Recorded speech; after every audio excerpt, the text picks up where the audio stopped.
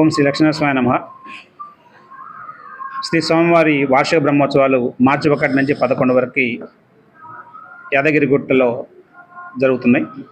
శ్రీ లక్ష్మీనరసింహ స్వామివారి దేవస్థానం ఈ ఉత్సవాలను చాలా ఘనంగా చేయాలని ఏర్పాట్లు చేస్తుంది. భక్తులు కూడా ఎక్కువ సంఖ్యలో పాల్గొని ఈ కార్యక్రమాలను విజయవంతం చేయవలసిన కోరుతున్నాము.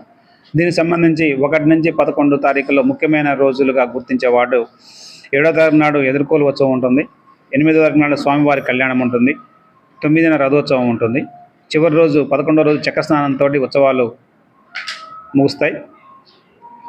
ఈ 11 రోజుల్లో ఖచ్చితంగా యాగశాల బయట వేశాం, హోమం జరుగుతుంటుంది. హోమం తర్వాత 11వ రోజు దానిని హోమం కూడా పూర్తవుతుంది. ఇంతకుముందు ఈ హోమం కూడా బయట చేసేవాళ్ళం. హోమాన్ని ఇప్పుడు యాగశాలలో బయట తాత్కాలికంగా ఏర్పడిన యాగశాలలో చేస్తున్నాము. ఈ 11 రోజుల్లో 1 నుంచి 3 తేదీ వరకు మొదటి మార్నింగ్ విశ్వక్సేన పూజ స్టార్ట్ అయ్యి అంకురార్పణతో స్టార్ట్ చేస్తాము. ఈవినింగ్ స్వామివారి సేవలు ఉంటాయి. వీటితో పాటు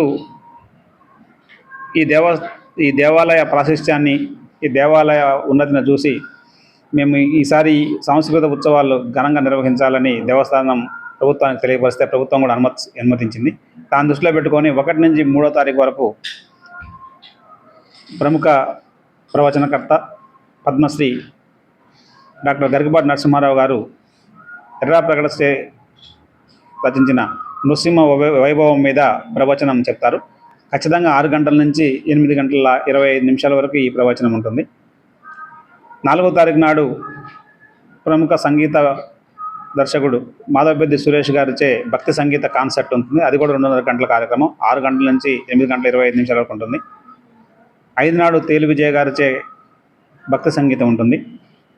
6 నాడు ప్రముఖ వాగ్గేయకారులు అన్నమాచార్య ట్రస్ట్కి ఇంత గతంలో పనిచేసిన వారు తిరుమల తిరుపతి దేవస్థానం ఆస్థాన విద్వాంసులు శ్రీ గరిమెళ్ళ బాలకృష్ణ ప్రసాద్ గారి సంగీత విభవరి ఉంటుంది. 7వ తారీఖు నాడు స్వామివారికి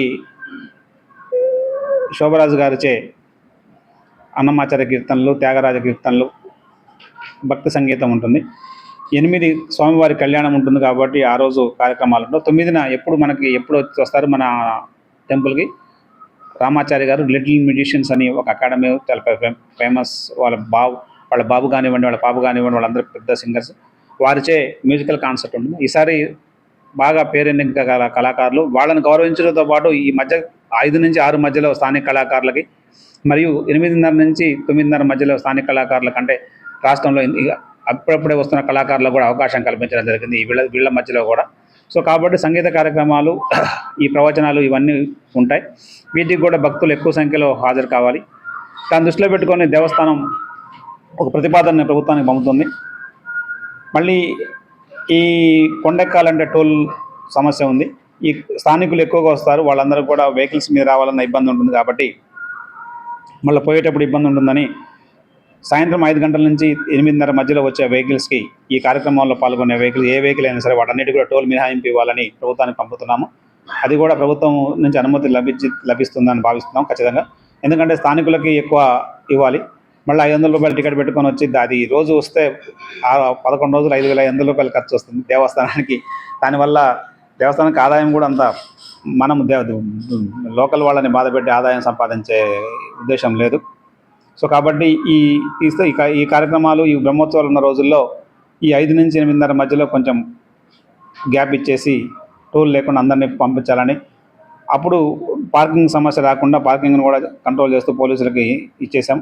బస్సులు కూడా ఒకవేళ అందరికి రిక్వెస్ట్ చేస్తాం, బస్సులలో వెళ్ళండి ఫ్రీగా, మళ్ళీ బస్సుల మీద చేద్దాం. బస్సుల మీద వచ్చేవాళ్ళు బస్సుల మీద వస్తారు, వెహికల్ కూర్చుంటారు. కొంతమంది బస్సు ఎక్కలేని వాళ్ళకి ఈ వృద్ధులు కూడా ఉంటారు. ఈ కార్యక్రమంలో పాల్గొనాలి, వాళ్ళందరికీ సౌకర్యం కల్పించడం కోసం ఇది కూడా తీసుకున్నాం. ఈ కార్యక్రమంలో మా దేవాలయ సిబ్బంది అందరూ పాల్గొంటారు. మీరు కూడా మీ కుటుంబాలతో అందరూ పాల్గొనండి, స్థానికులకి చేయండి. కళ్యాణానికి కూడా ఈసారి మీరు చూశారు, 1వ తారీఖు నుంచే కళ్యాణానికి వేసే డయాస్ వేసాం.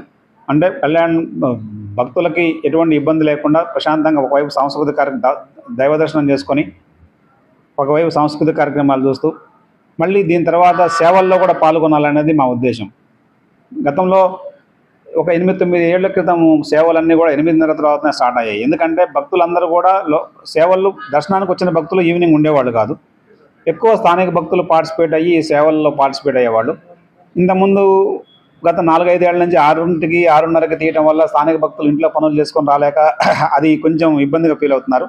ఈ సాంస్కృతిక కార్యక్రమాలు, స్వామివారికి నైవేద్యం అన్నీ అయిన తర్వాత 8:30కి సేవ బయలుదేరి 10 వరకు ఈ సేవని కంటిన్యూ చేసి సేవలో స్వామివారికి ప్రదక్షిణ చేసి ఆ సేవ ప్రాముఖ్యాన్ని భక్తులందరికీ తెలియపరిచి భక్తులకు కూడా ఆ సేవలో పాల్గొనే అవకాశం కల్పించాలని దేవస్థానం భావించింది.